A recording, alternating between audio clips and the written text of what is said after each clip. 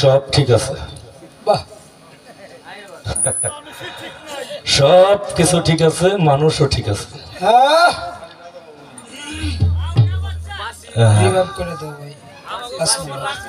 সাউন্ডও ঠিক আছে, মানুষও ঠিক আছে, মঞ্চও ঠিক আছে, পরিচালকও ঠিক আছে, সব কিছু ঠিক আছে। ঠিক না হইলো আমি।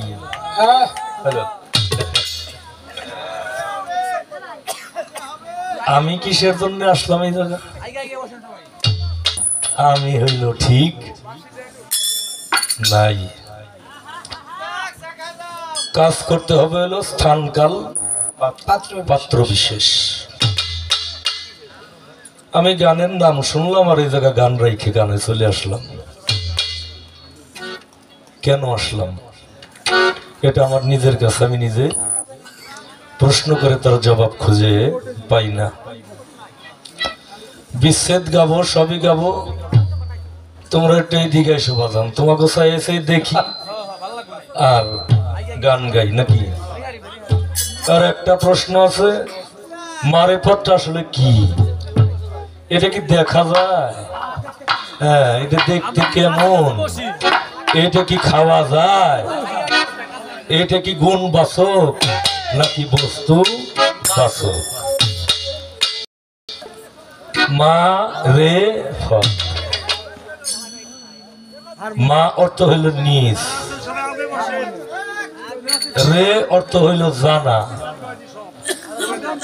ফে অর্থ হইল আল্লাহর রাহে ফানা, তোয়া অর্থ হইল তৌহিদ করিয়া জানা।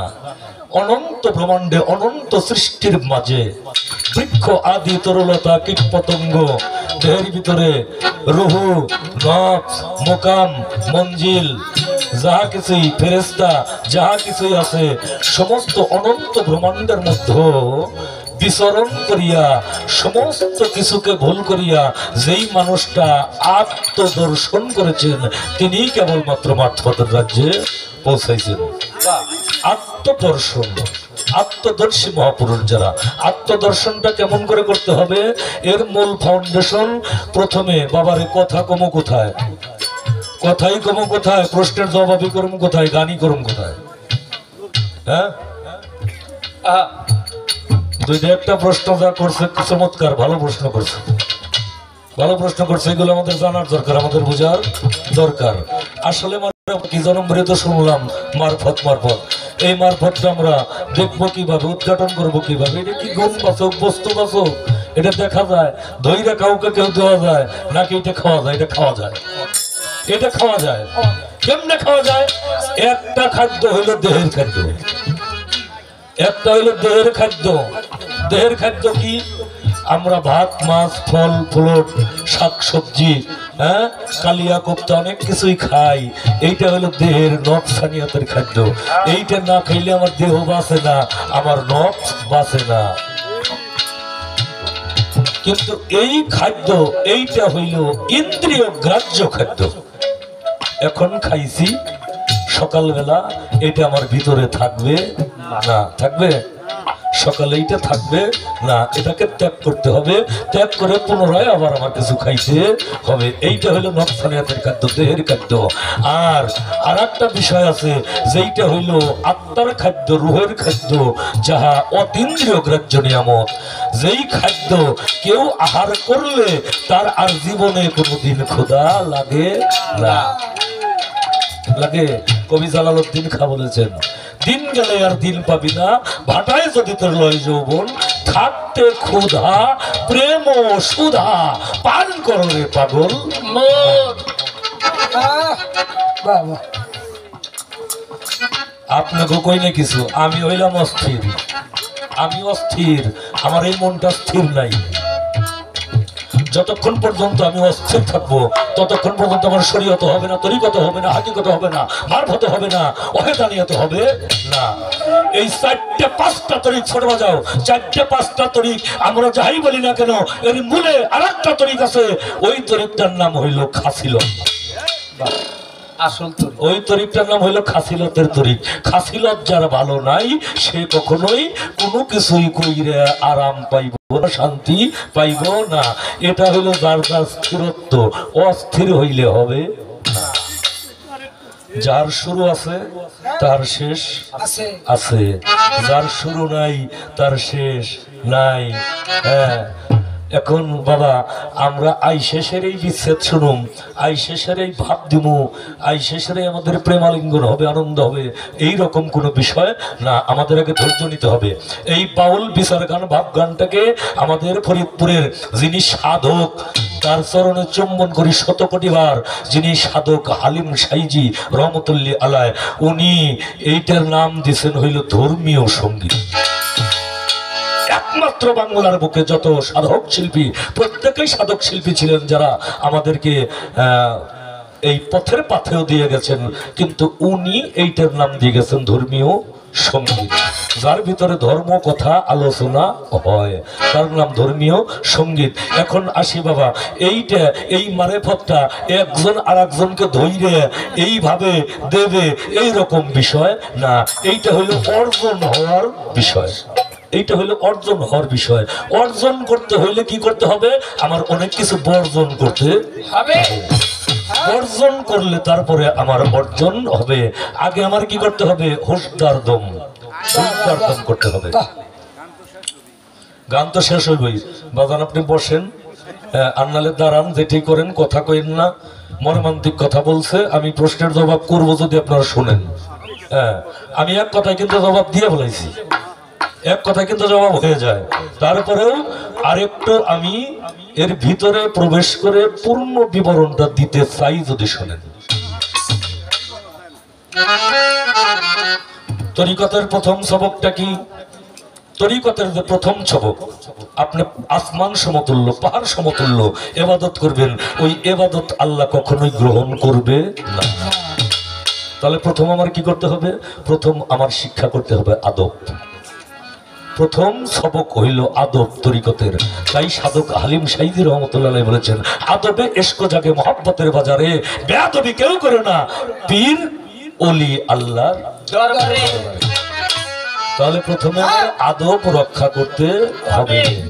এখন আসেন বাবা, আদব রক্ষা কইরে গুরু আমার সবক দিছে, তুমি হুঁশদার দম কায়েম করো।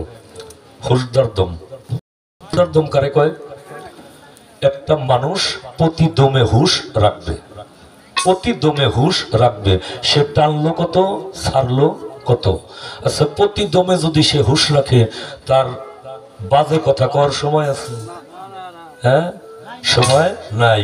নজর বর কদম, তুমি একটা পদ এক জায়গা থেকে উত্তোলন করে আর এক জায়গায় ফেলবে, তোমার লক্ষ্য করতে হবে তোমার পদচারণায় যেন আল্লাহর সৃষ্টি একটা পিপিলিকাও ব্যথা না পায়, আঘাত না পায়, মারা না যায়। তার নাম হইল নজরভর কদম। খেলোয়াড়দার আঞ্জমান, খেলোয়াড়দার সফর দরত্তন, সফর দরত্তন কি করতে হবে? সফর মানে সয়ের করা, ভ্রমণ করা, তন মানে হইল এই দেহ। তাহলে সফর করতে হবে কোথায়? আমার বৃদ্ধাঙ্গুলি থেকে মস্তক পর্যন্ত কোথায় মুকাম, কোথায় মঞ্জিল, কোথায় রাহা, কোথায় রং, কোথায় লজ্জত, কোথায় কোন ফেরেশতা, কোথায় আল্লাহ, কোথায় আদম, কোথায় মোহাম্মদ, কোথায় গুরু, কোথায় ভক্ত, কোথায় আমি নিজে, এইগুলো আমার সফর করতে হবে।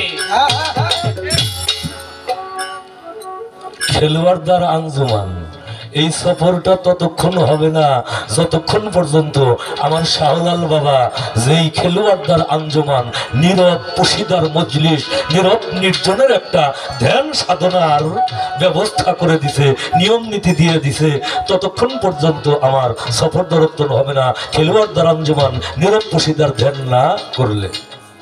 তারপরে আমার কি করতে হবে? মোরা কাবায় বসতে হবে। মোরা কাবা, এটা যদি জিজ্ঞেস করি মোরা কাবায় বসুম কেমনে, কোন কাতায় বসুম? হ্যাঁ, দেখেন বাবা লোকনাথ ব্রহ্মচারীকে, লোকনাথ ব্রহ্মচারীকে দেখেন কোন কাতায় বসছে। আমারে যদি 1 মিনিট বসে থাকবার কওয়া হয় আমি পারু? ওই ঢোকের বসাই হবে না। মোরাকাবা, ধ্যানে বসো। মুশাহেদা, নীরব পুশিদার ধ্যানে বসো।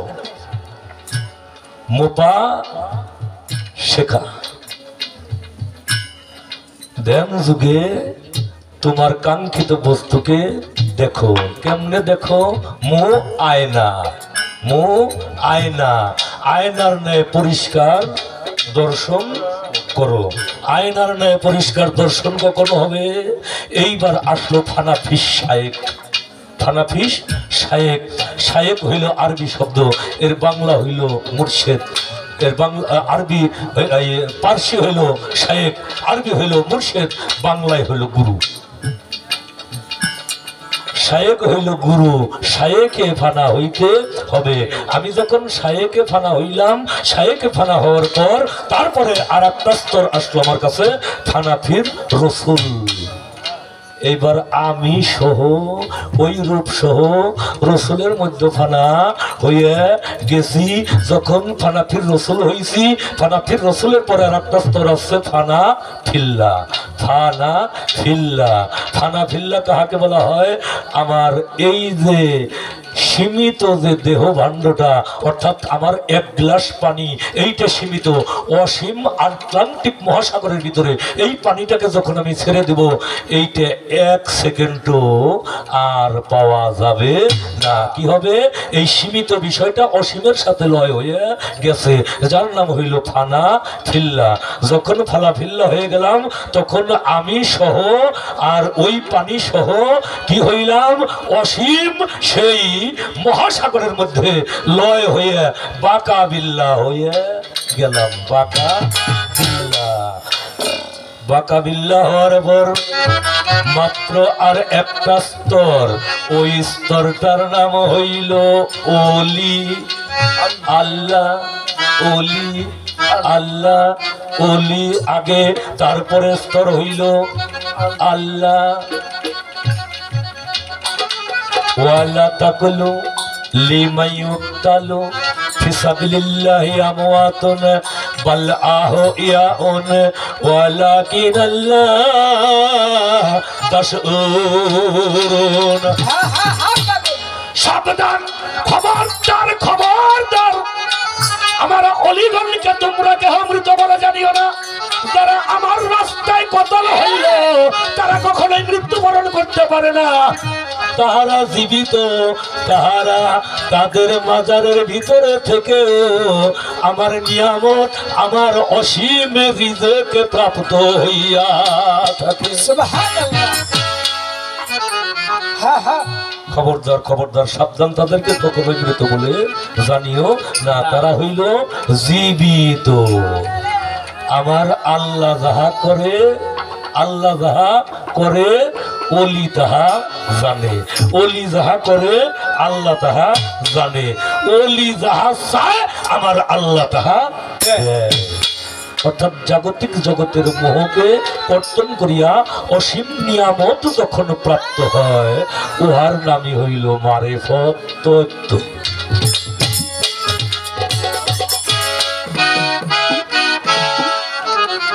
নামাজ রোজা করতে হবে, হ্যাঁ, আমি তো অস্বীকার করি নাই। নামাজ রোজা তো করতেই হবে, এগুলো একটা বিধান, করতেই হবে। কিন্তু নামাজে কি করার কথা? আসসালাতু মিরাজুল মুমিনিনা। আচ্ছা, রসুলের একটা কথা যদি আমরা অমান্য করি, তাহলে কি রসুলের উম্মত হইতে পারবো? পারবো? পারবো না। এই বাণীটা কার বাণী? হুজুরে পাক সাল্লাল্লাহু সাল্লাতু ওয়াস সালাম, আমার দয়াল নবীজির বাণী। আসসালাতু মিরাজুল মুমিনিনা, প্রত্যেকটা মুমিন ব্যক্তির সালাতের মাধ্যমে মেরাজ হবে। দুলার ভাই কোন তো নামাজ জীবনে পড়ছেন? 2-4 তো পড়ছেন তো? আল্লাহরে দেখছেন? মেরাজ হইল যিনি আল্লাহকে দর্শন করলো, যিনি আল্লাহকে দেখলো, তার নাম হইল মেরাজ। তাহলে যদি না দেখে থাকেন, তাহলে জনম বেড়ে কি করলেন? আপনি মুমিন হইতে পারেন নাই দিলে নাকি? হ্যাঁ, আচ্ছা, এ পর্যন্ত যারাই নামাজ পড়লো কাউরেই জিজ্ঞেস করে পাইলাম না জাল্লারে দেখছে মুমিন মানুষ কে একজনও নাই।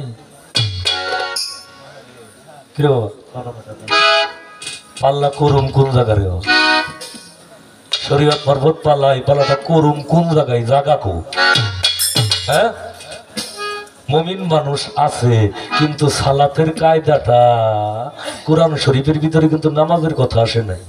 নামাজ হলো পার্সি শব্দ, বাংলায় হলো স্মরণ শব্দ। হ্যাঁ, কি আসছে? হ্যাঁ, সালাত আসছে। এই সালাতটা কি? আজ সালাতে মিরাজুল মুমিনিন, সালাতে হইল দর্শন হবে। নামাজের কথা কোরআনে আসেই নেই। হ্যাঁ, এইটা হইল পার্সি শব্দ, আরবি হইল কি? সালাত।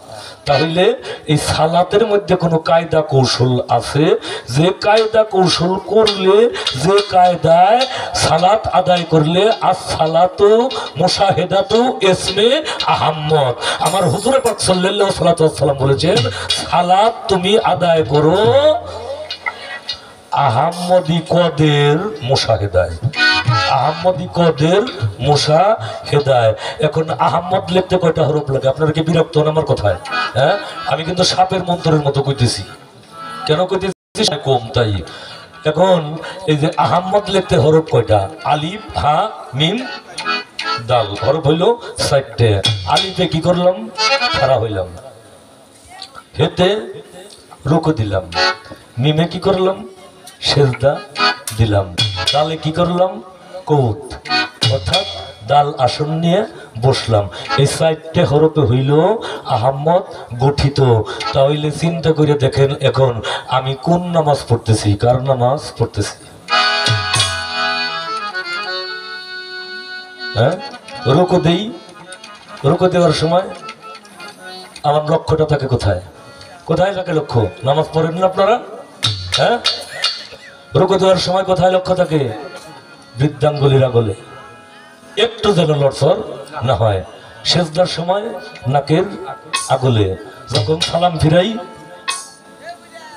আসসালামু আলাইকুম ওয়া রাহমাতুল্লাহ, আসসালামু আলাইকুম ওয়া রাহমাতুল্লাহ, কোথায় কোথায় থাকে? হ্যাঁ, যদি এদিক সেদিক হয়ে যায় নামাজ হইল? হ্যাঁ, হইল না। সেজদায় যায় কি কই? সেজদায় যায় কি কই? সুবহান রাব্বিয়াল আলা, সুবহান রাব্বিয়াল আলা। তোমার রাহে আমি কি করলাম? আমি কুরবান হইয়া গেলাম, কুরবান হইয়া গেলাম। আর একটা কথা তো মনে পড়ে, আল্লাহ তো ফেরেশতাকে ডেকে ডেকে কইছিল সেজদা করো, করবার কইছিল নাকি? করবার কইছে না সেজদা? আচ্ছা, সেজদা করবার কইছে আল্লাহ। কোরআন শরীফের মানে একটা জায়গা আমার দেখান তো, যে আল্লাহ ডাক দিয়ে ফেরেশতা কইছে এই সেজদা তো কই গেছে, উঠে। হ্যাঁ, এখন উঠে কইছে এই কথা কোন জায়গায় কয় নাই? তাহলে কোন মত বাড়িতে সেজদা উঠিল? সেজদা হইল কুরবান হইয়া যাওয়া, আমৃত্যুর বিলুপ্তি ঘটান। আমৃত্যুর বিলুপ্তি যদি একবার ঘটে যায়, তার নাম হইল সেজদা হইয়া যায়, সে কুরবান হইয়া যায়। আর তার রুকুর কথাও মনে থাকে না, তার সালাম ফিরানোর কথাও মনে থাকে না, তার আর কোনো কিছুর কথাই মনে থাকে না। গায়ের জোরে বললে কথা নবীর বাণী লাগবে কথা, হ্যাঁ তা তো লাগবেই। নবীজির যে আদর্শ, নবীজির যে রেসালাত, নবীজির যে হুকুম আহকাম, এই বিষয়গুলো যদি আমরা তার উল্টো দিকে করি, অবশ্যই নবীজির পানে লাগবে। একটা গান শোনাই বাবা, তুমি গানটা শোনো।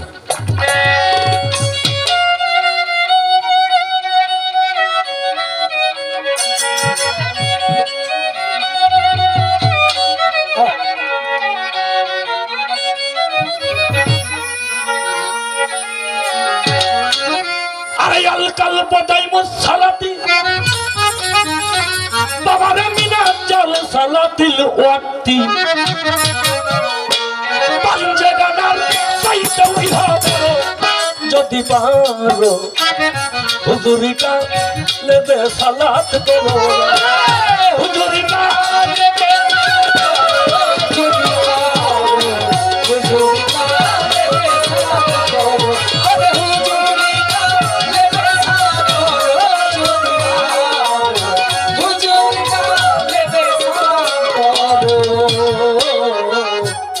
একটা গান গাইছে না, শরীরে আমার একটু গরম হয়েছে। এরকম চাপ দিয়ে যদি সারা রাত্রি গায় আমার গরম থাকবো না। আসসালাতু ইসমে মুশাহেদা, ভজন ভক্তি আদব কায়দা, ঠিক করিয়া ভাবের সালাত করো,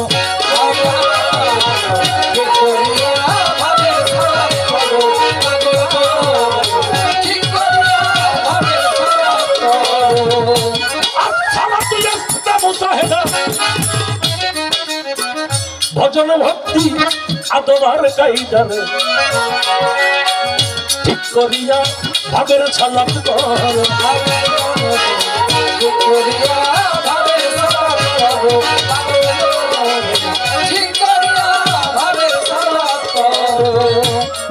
আরে বুলিয়াতে কুররাতু আইনি ফিস সালাত,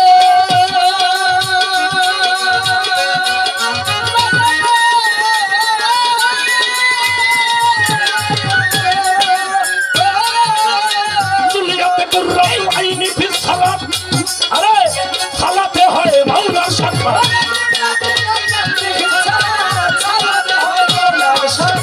দুনিয়াতে কুররাতু আইনি ফিস সালাত, সালাতে হয় আল্লাহর সাক্ষাৎ। রূপ দেখিয়া চক্ষু শীতল করো বাজার, রূপ দেখিয়া চক্ষু শীতল করো যদি পারো, হুজুরি কালে সালাত করো, ওরে হুজুরি কালে সালাত করো যদি পারো, হুজুরি কালে নামাজ পড়ো, ওরে হুজুরি কালে নামাজ পড়ো যদি পারো, হুজুরি কালে নামাজ পড়ো। আসসালাতু ওয়া ইসমে আহম্মদ, আরে পাইবা আহম্মদি কদে সাক্ষাৎ, যদি ভক্তির জোরে আপন করতে পারো, আমার মনরে ভক্তি জোরে আপন করতে পারো, ভক্তি জোরে আপন করতে পারো। আসসালাতু ওয়া ইসমে আহম্মদ,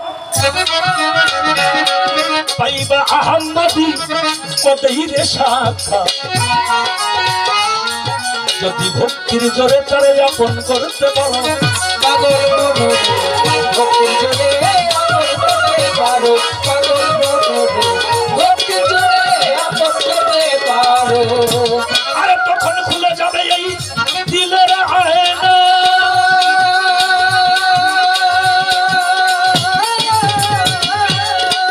খুলে যাবে এই দিলের আয়না, কথা বলবে তুকাময় হয়,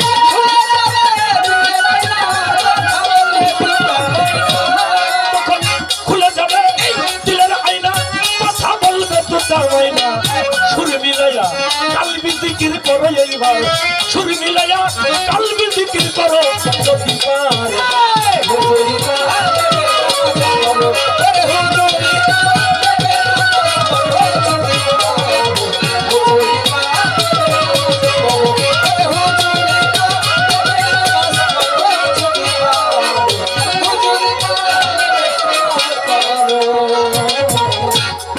কলবে কালেমার কাছে মন মুসল্লি বৈশারে আছে,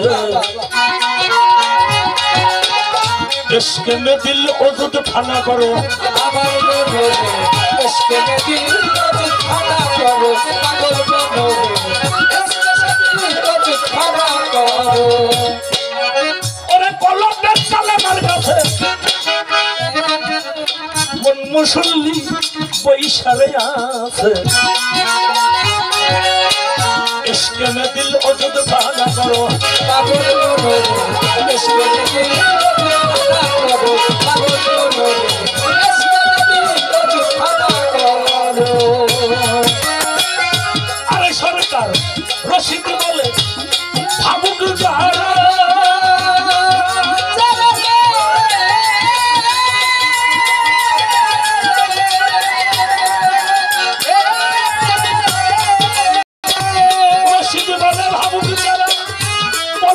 তার নামাজ সারা,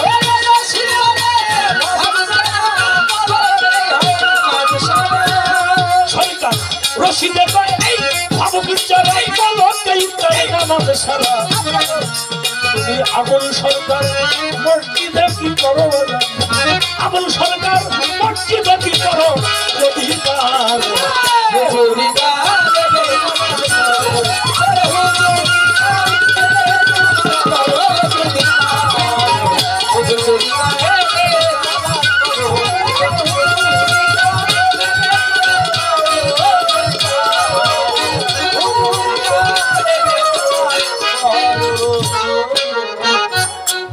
জয়লাত কুররাতি আইনি ফিস সালাত সালাতে হয় মাওলার সাক্ষাৎ এর বাংলা অর্থ হচ্ছে কি সালাতে চক্ষু শীতল হয় সালাতে কি হয় বাবা চক্ষু শীতল হয় শীতল কখনো হয় কিছু দেখলে নাকি না দেখলে কি শীতল হয় যারে দেখার কথা তারে দেখলে এই চক্ষুটা শীতল হয় আচ্ছা বাজান প্রদর্শনী বড় একটা মেলা এই মেলায় তো বিভিন্ন ধরনের মানুষ আসে বিভিন্ন ধরনের মানুষ আসছে বিভিন্ন ধরনের দোকান আসছে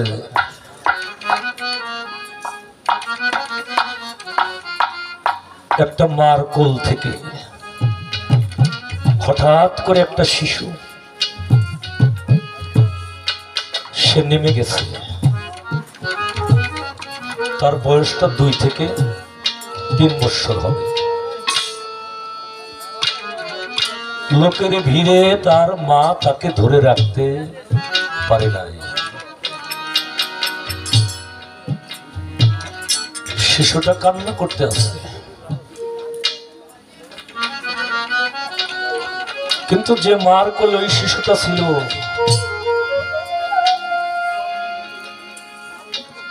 ওই মার দেখতে খুব সুন্দরী না কালো হ্যাংলা পাতলা আর্থিক অবস্থাও ভালো না পোশাকও ভালো না ওই শিশুটা তার মার জন্যই কান্না করতে আছে অনেক শিক্ষিতা অনেক সুন্দরী অনেক ধনাঢ্য মহিলা ওই শিশুরে বুকের মধ্যে জড়াইয়ে ধরতেছে আদর করতেছে শিশুর কান্না কি বাড়তেছে না কমতেছে শিশুর কান্না বেড়ে যাচ্ছে কেন বেড়ে যাচ্ছে যে মায়ের উদরে 9 মাস 10 দিন 10 মাস 10 দিন ছিল যে মাতৃস্তনের দুগ্ধ ও পান করেছে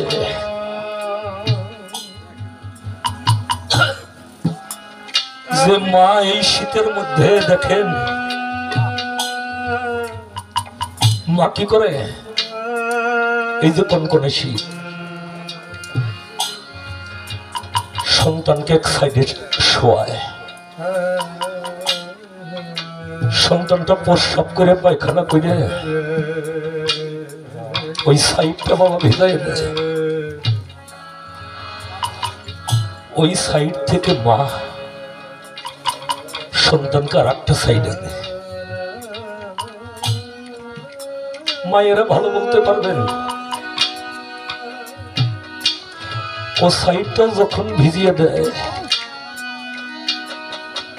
তখন এই সাইডেও জায়গা থাকে না ও সাইডেও জায়গা থাকে না 2 সাইডের ভিজা অংশে মা যে মাঝখানে ছিল ওই জায়গাটাও ভিজা এসে দখল করে নেয়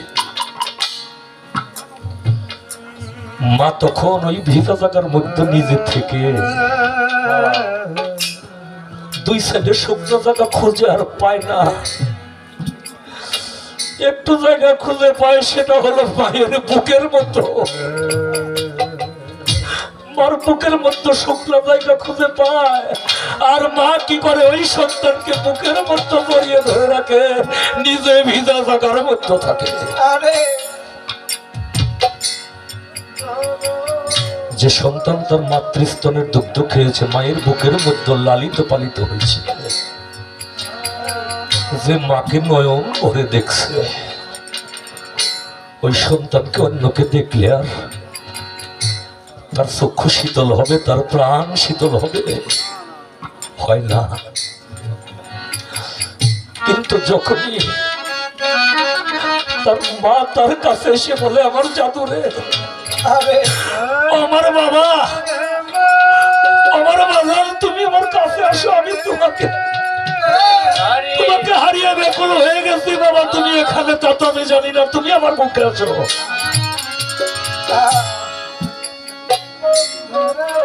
ওই মার বুকের মধ্যে গেলে শিশু তখন যায়, তার বুক শীতল হয়ে যায়, চক্ষু শীতল হয়ে যায়। বাজান রে, আমরা গান করি, অনেক মঞ্চে গান করি, সারা বাংলাদেশ ঘুরে গান করি। একটা বিষয় দুঃখ লাগে, শুধু একটা বিষয় দুঃখ লাগে। সে বিষয়টা কি?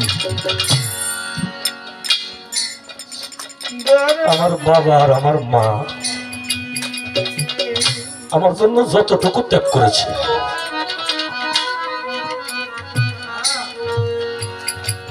এই ত্যাগটার 10টা ভাগ করে যদি এক ভাগ ত্যাগ আমি আমার বাবার জন্য, মার জন্য করতাম, একটা সন্তান তার বাবা মার জন্য 10 ভাগের 1 ভাগ যদি ত্যাগ করত,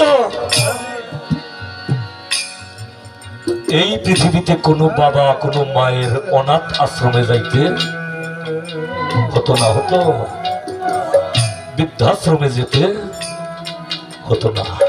জননী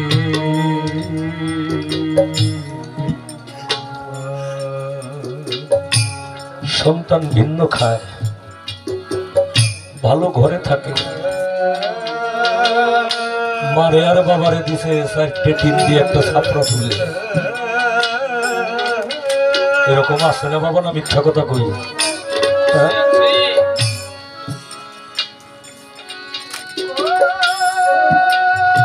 ছেলের বউ যখন বড় মাছ রান্না করে, মাংস রান্না করে,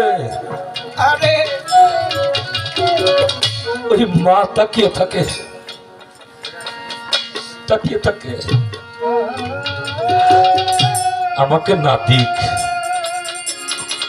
ওর বাবাকে যদি 1 টুকরা মাংস দিত, 1 টুকরা মাছ দিত, অপেক্ষায় থাকে, রাত্রি গভীর হয়ে যায়, বাবা বলে ওর মাকে ডেকে ডেকে, ওগো তুমি আমাকে খাইতে দাও না কেন? বলে খাইতে দেবে এই কারণে, আমাদের সন্তান আজকে বড় একটা মাছ আনছে, বৌমা রান্না করছে, আমি অপেক্ষায় তাকাইয়া রইছি, আমাকে না দিকে যদি 1 টুকরা তোমাকে দেয়, এই জন্য তাকাইয়া রইছি। সন্তান দেয় না বাবা, দেয় না। ওরা খাওয়া দাওয়া করে ঘরের দরজা বন্ধ করে যখন শুয়ে পড়ে, রাত্রি গভীর হয়ে যায়,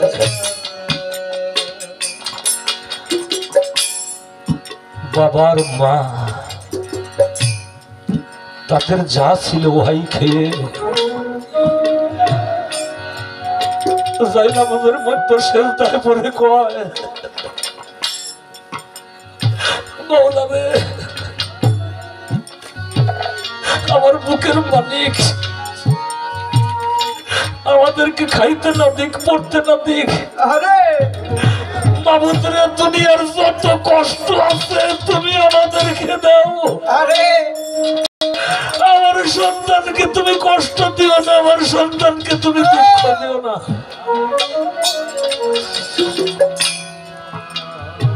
আমি পায়ে ধরে অনুরোধ করব, আমার কথার আওয়াজ যত দূর যায়, যদি বাবাকে কেউ এরকম অবহেলা করে থাকেন, আর কখনোই অবহেলা করবেন না। মাকে যদি অবহেলা করে থাকেন আর কখনোই করবেন না। যদি মার কাছে অপরাধ করে থাকেন, বাবার কাছে অপরাধ করে থাকেন, দুনিয়ার অন্য মানুষের কাছে অপরাধ করলে আপনার নামে বিচার বসবে, আপনার নামে কেস হবে। বাবার কাছে অপরাধ করছেন, মার কাছে অপরাধ করছেন, শুধু কাছে যেয়ে কইবেন ও মা, ও বাবা, আমি না বুঝে ভুল করছি, আমারে ক্ষমা করে দাও, আমারে মাফ করে দাও। দেয় কিনা? হাসি মুখে বুকের মধ্যে জড়ায় ধরে কয়, পাগল রে, আমি তো কিছু মনেই রাখি নাই, কিছুই মনে রাখি নাই। আমার বাস্তব জীবনে আমি ঘুরে ঘুরে দেখছি বাবা, স্বার্থ ছাড়া কাউকে আমি পাইনি। তিনটে মানুষ, একটা হলো মা, আর একটা বাবা, আর একটা হলো যার যার মুর্শিদ, যার যার মুর্শিদ। এরা কখনোই টাকা চাইল না, পয়সা চাইল না, এরা নিজের জীবনের বিনিময়ে তার সন্তানের মঙ্গল চাইল, গুরুও তার ভক্তের মঙ্গল চাইল। যার হারাইছে বাবা, যার হারাইছে, হারানোর পরে আমরা বুঝতে পারি, হারানোর আগে যেন আমরা বুঝে মার পায়ে ধরে বাবার পায়ে একটু ক্ষমা চেয়ে নেই, আমাকে ক্ষমা করে দিও মা, আমাকে ক্ষমা করে দিও বাবা। ভুল করলে কেউ ক্ষমা চেয়ে নেই।